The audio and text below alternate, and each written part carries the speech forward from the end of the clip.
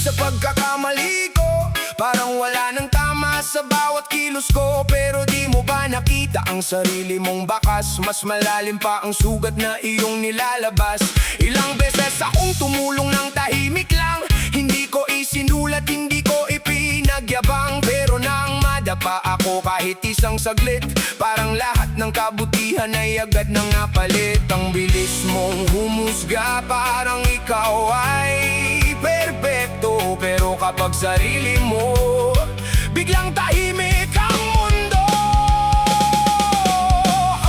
Bulag sa sariling anino, laging mali ng ibang gusto mong makita rito.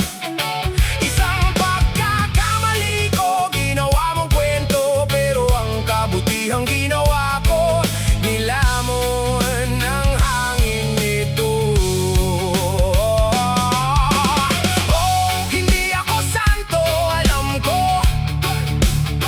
Pero hindi rin ako ang taong inilalarawan mo. Bago mo ako husgahan, tingnan mo muna ang salamin mo. Baka ang hinahanap mong mali ay nasa harapan mo. Hey, hey, mahilig kang magsalita na parang may corona. Akala mo'y malinis ang bawat pahina. Pero sa likod ng mga salitang iyong bitaw, may mga lihim ding ayaw mong ipaalam.